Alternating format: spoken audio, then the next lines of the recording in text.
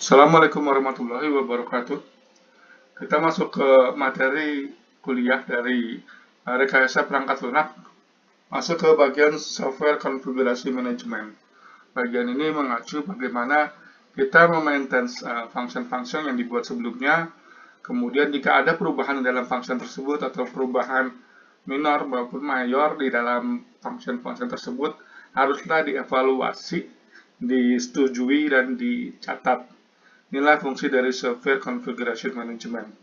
Bukan saja cakupannya pada saat dia dibuat, pembuatan software, diinisiasi, kemudian di maintain, dievaluasi, di approve. Nah, ini tugas dari software configuration management. Ini sumbernya dari Chuha Kemudian di sini kenapa sih harus ada software management configuration? Nah, ini karena di setiap software kadang-kala kita muncul ke setelah alpha gitu ya, dengan nomor 0 sekian muncullah rilis pertama. Kadang-kala rilis pertama ini muncul, ditemukanlah bug-bug, kemudian masalah. Kadang-kala juga teknologi yang tertentu yang mesti diupdate, yang apabila tidak diupdate menyebabkan software itu ketinggalan zaman dan tidak digunakan lagi. Contohnya itu sendiri BlackBerry Messenger gitu ya. Karena dia hanya terpatok cuma ke 25 anggota, akhirnya tidak bisa melayani sampai 100 orang, akhirnya dibuang, tidak lagi digunakan. Ada solusi salah satunya WhatsApp gitu ya. Seiring perkembangannya waktu sendiri, WhatsApp supaya dia leading terus di dalam dunia industri messaging untuk ke samanya. Ini dia ditambahkan bisa ngirim video, bisa ngirim suara, bisa merekam suara, bisa video call, dan lain sebagainya.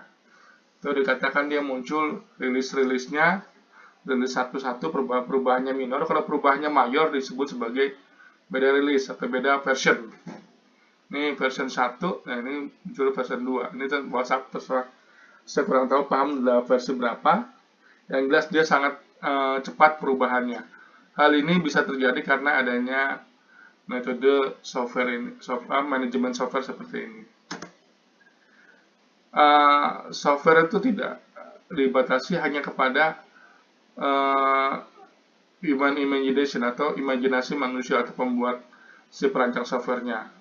Akan tetapi, yang uncontrolled dan undirected, tidak terkendalikan ataupun tidak diarahkan, imajinasi tersebut akan menyebabkan kekacauan, menyebabkan mimpi buruk sebenarnya. Itu dikatakan di sini karena juga ternyata kalau terlalu bebas kayak seperti Zoom, ternyata dia masalah security-nya masih belum benar. Akan tapi dia bisa maintenance ke banyak koneksi, tapi security-nya tidak baik. Ini definisi software configuration management. SCM ini adalah bagian daripada rekayasa perangkat lunak yang mengacu kepada peralatan dan teknis, proses ataupun metodologi yang oleh perusahaan bisa digunakan untuk mengatur, mengendalikan, memanajemen perubahan ke dalam softwarenya, ke dalam aset softwarenya. Kita mau menambahkan fasilitas apa? Katakanlah Microsoft Word bisa ngeprint ke PDF, ngeprint ke .ps, ngeprint ke, bisa menggunakan, mengedit fungsi-fungsi lain seperti HTML, RTF, dan lain sebagainya. Itu adalah fungsi-fungsi penting daripada perkembangan suatu software.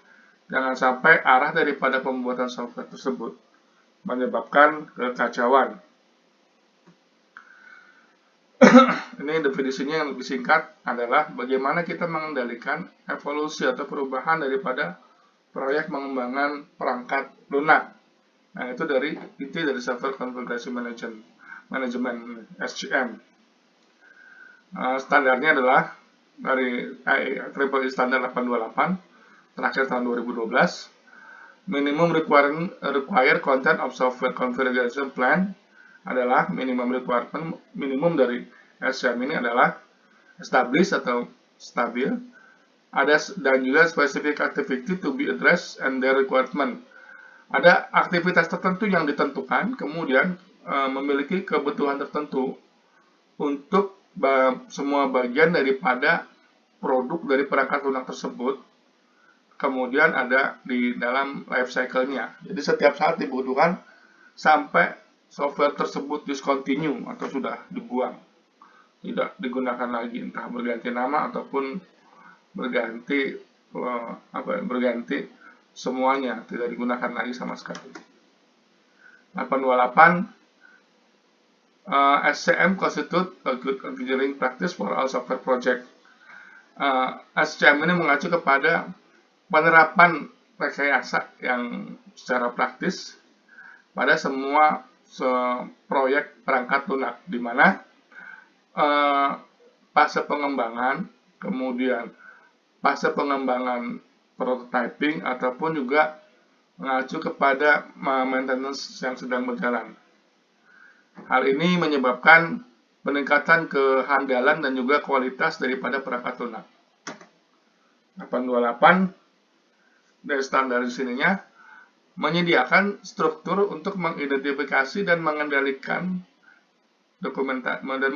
di sini ada dokumentasinya, ada codingnya, ada interface-nya sejauh mana, kemudian ada database-nya untuk mendukung fase semua dari rangkaian pembuatan software atau rangkaian pembuatan perangkat lunak.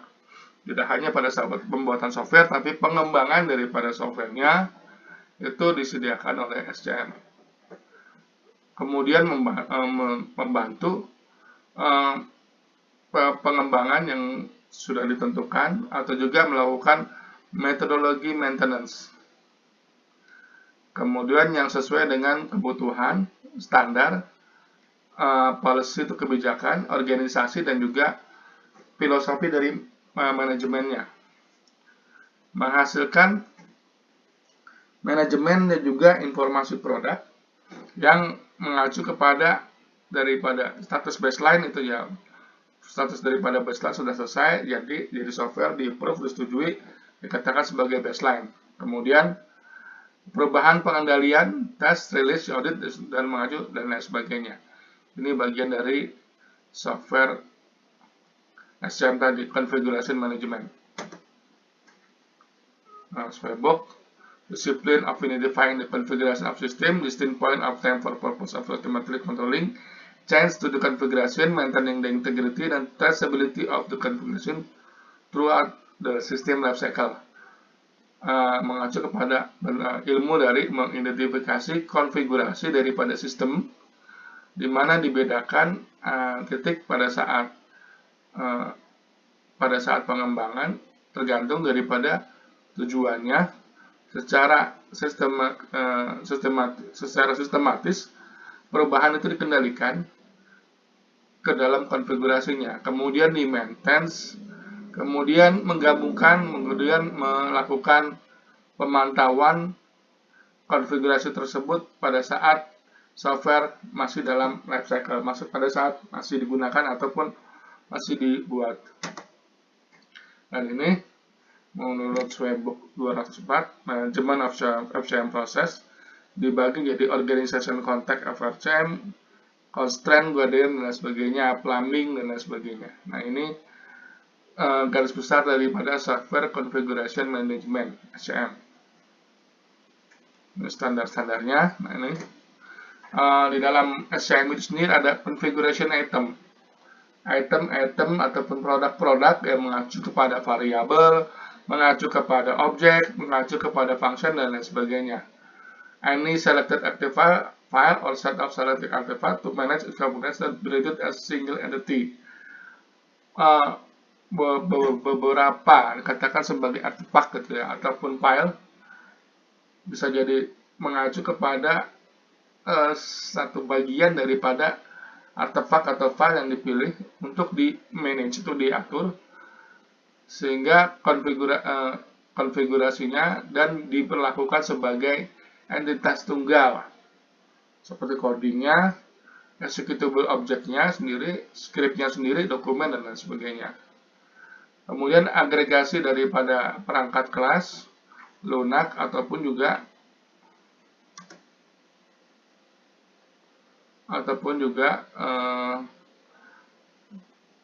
untuk keduanya, komponen dari keduanya didesain untuk manajemen konfigurasi dan diperlakukan sebagai satu identitas di dalam proses manajemen. Agregasi dari hasil daripada produk yang dipilih untuk melakukan manajemen konfigurasi dan diperlakukan sebagai single entity in the process. Ini definisinya. Software configuration adalah fisik dan juga fasilitas fungsi daripada perangkat lunak yang dihadirkan di dalam dokumen teknis atau juga produk yang dihasilkan. Beberapa konfigurasi yang sudah dikendalikan tadi, bagian-bagiannya pada waktu tertentu. Version dan variation, ini ada dua. Version is instance of configuration item of system that differ in some form of another instance. Maksudnya satu versi adalah merupakan instan atau bagian yang dihasilkan daripada suatu item konfigurasi ataupun juga sebuah sistem yang berbeda dari beberapa bentuk instan yang lainnya atau bagian yang lainnya. Hasilnya ada predecessor dan successor, sebelumnya dan yang sesudahnya. Yang sudah berhasil, ini yang sudah berhasil sebelumnya ditingkatkan menjadi successor di record. Variasi adalah merupakan versi yang sama di dalam fungsi, akan tapi beda di dalam perangkat keras ataupun lingkungan perangkat lunaknya. Ini contohnya fase, ada version, ada PLA, request, ANA, MD, COD. Nah ini 1011, request 10, 11, 12, 13. Ini ANA 1112, MD 1. Ini fase version dari bagian SCM. Ada istilahnya itu branching, dipecah lagi bagi-bagian, di build dari awal, kemudian dirilis. Ada lagi delta. Ini komponen-komponennya. Jadi seperti bahasa pemrograman Java yang sekarang sampai masih versi 1, dia hanya melakukan perubahan kecil-kecil gitu ya, dikumpulkan akan banyak. Build adalah merupakan bagian daripada build, kombinasi daripada komponen daripada sistem di dalam komponen yang bisa dieksekusi pada konfigurasi targetnya. Release adalah tidak hanya mengacu kepada kode yang bisa dieksekusi, yaitu termasuk file instalasi, data, setting, kemudian ada release note-nya, ada release note itu yang ada step software, kemudian ada manualnya. Dia diperuntukkan untuk pengguna luar. Jadi setelah di-build, kita harus membuat sesuatu yang biar orang itu bisa menggunakannya, terlepas daripada dia tidak membuat dari perangkat keras dan lunak tersebut. Data untuk digunakan untuk mengacu untuk recover atau istilahnya itu memperbaiki daripada recover untuk history of an item. SCI tadi ada yang error, itu bisa di recover dengan menggunakan delta. Perbedaan antara versi baru dan juga versi sebelumnya ini bisa mengacu kepada delta. Baseline adalah spesifikasi atau produk yang sudah secara formal itu direview dan juga disetujui oleh SCM Management ini. SCM ini, Software Configuration Management, yang menyediakan fungsi daripada pengembangan dan juga hanya boleh dirubah melalui bentuk pengendalian formal yang sudah ada. Ini artinya itu software sudah jadi, sudah di-approve. Ini baseline. Baseline itu biasanya sudah stabil. Nah, berubah ini sendiri. Nah, ini yang tugas dari SCM ini memantau perubahan-perubahannya apa saja yang di dalam baseline ini sendiri. Ada istilahnya itu software configuration item. Item tersebut kalau sudah di-approve, disetujui, di-review, nah itu baru dijadikan produk yang bisa dirilis, bagian dari produk yang bisa dirilis. Control environment LB01, power, factor correction, sudah jalan baru bisa keluar pintu untuk maksudnya rilis. Baseline harus digunakan untuk melakukan tracking daripada konfigurasi daripada software, mengacu kepada waktu yang discrete, seminggu, 2 minggu, sebulan, 2 bulan, dan selanjutnya. Ini disebut sebagai baseline. Ini ada fase project, startup, output, project plan, SCM plan, standard, attitude people, project leader, SCM manager, quality, team representative. Ada requirement, RDD, seterusnya dan seterusnya di sini. Ini ada output, fase output, people-nya siapa yang terlibat. Kemudian sistem analis, SAD, sistem analis. Sistem analis design. Sistem design, ALD, STS, TP, LLD, dan sebagainya. Yang dibuat oleh sistem designer. Coding, unit testing, program, documentation, test result. Nah, ini dokumentasikan oleh SCM. Kemudian sistem testing, test result, defect, log, ini tester, development, dan sebagainya. Ini di dokumentasinya itu ada dalam bentuk SCM. Sebagai mengenai baseline adalah snapshot atau capture daripada waktu untuk suatu versi pada setiap produk pekerjaannya di dalam repository proyeknya. Hal ini menyediakan bentuk standar secara yang diterima pada setiap bagian daripada pekerjaan.